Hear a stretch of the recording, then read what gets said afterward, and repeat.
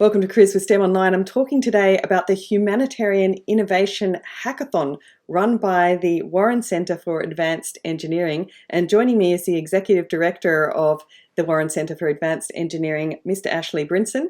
Thanks so much for joining us, Ashley. You've just come out of a very exciting hackathon weekend. It was extremely busy. I was really excited to join that. This is the first time that the Warren Centre has run this Humanitarian Innovation Hackathon as a virtual event. What did you find were the benefits of going virtual this year? So last year we ran the event as a face-to-face hackathon at the Sydney Women's College at the University of Sydney, and that was a terrific event. We had about 100 people in the Women's College. There was a lot of face-to-face contact and real hands-on activity. This year, due to coronavirus and COVID-19 situation, we pivoted very quickly to a digital engagement space. That had the advantage of we could have had an infinite number of hackathon people contributing. We could have had 7 billion people around the world contributing. We limited it to 200 people because we had that many mentors. So we had innovation mentors that were helping the teams come up with creative new ideas. We had technology mentors helping them use digital technologies and video technologies to communicate their ideas.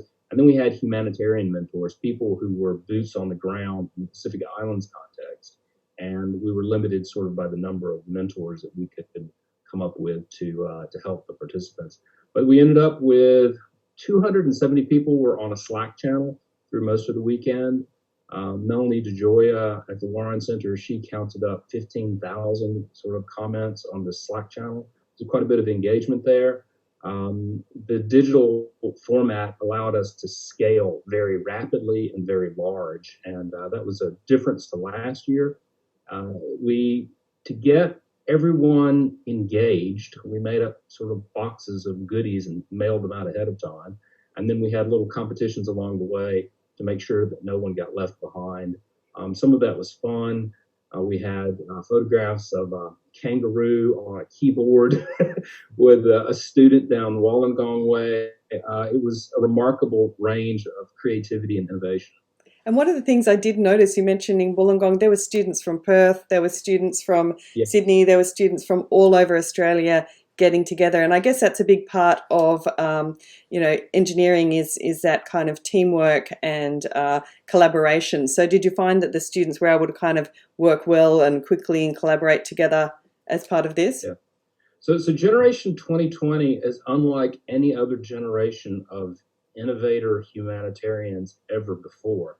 And I think this generation of rising engineers, rising scientists, and rising digital technologists, their perception of the world is much larger than my perception of the world when I was growing up.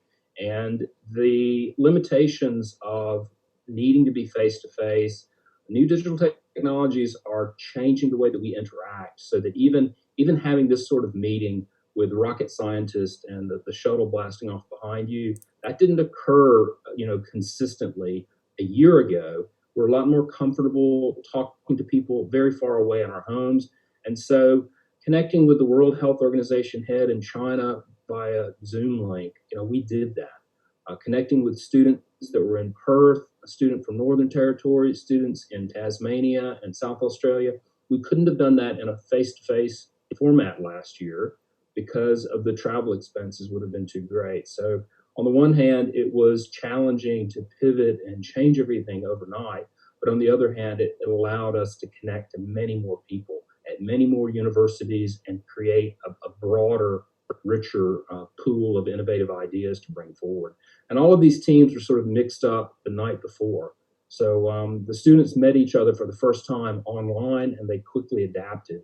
Some of the topics that were covered range from climate change to water innovation to preventing the effects of COVID on developing nations where there hasn't even been a case yet. Why choose these particular areas of humanitarian innovation for students to work on? Yeah, so I'm wearing a pin here on my lapel, and we bought a load of these from the United Nations in Manhattan, and we're mailing them out to the winners of the hackathon. But that pin's got 17 colors. the United Nations in September 2015 adopted the Sustainable Development Goals.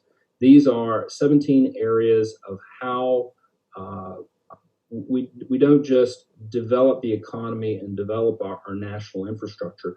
We're also developing in a sustainable way so that our development is matched with the capacity of the earth and the capacity of people to keep the economic development going in a positive direction.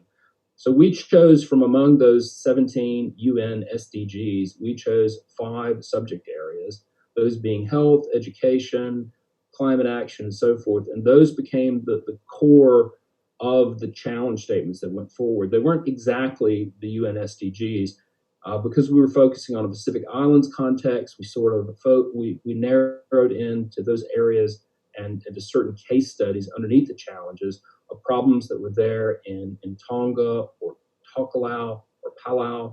All of the challenge statements were Pacific Islands focused, and they all included UN SDG objectives. Fantastic. And what's next for the Warren Centre in terms of following up on the hackathon with the winners? What are your sort of plans for the next little while? So this we set the schedule in January of 2020 before the whole craziness of 2020 took over, and we had an agenda this year. We called it Vision 2020, and the whole program was let's invent the future that we all want to live in. And the Humanitarian Innovation Hackathon and Humanitarian Innovation Awards were part of that bigger vision for the 2020 imagination of the future, the imagination 1 decade out, 2 decades out. What do we need to be doing in 2050 for the whole of the next century? But the next milestone is August 17th, August 19th will be World Humanitarian Day. And our project manager Melanie DeJoya at the Warren Center and our creative partner Tennille Cicluna from the Big Creative, they're taking all of that video content and they're packaging it up to tell a story for World Humanitarian Day about the role of scientists and technologists, engineers and mathematicians and data scientists, about how we can innovate and contribute as young as students, as young professionals to this future that we need to build. So that's our next big step is setting this all up for World Humanitarian Day. Fantastic. We'll look forward to that. And, I think it's been terrific to inspire so many students around humanitarian innovation this week. So thanks so much, Ashley, for joining me today. Thank you, Heather.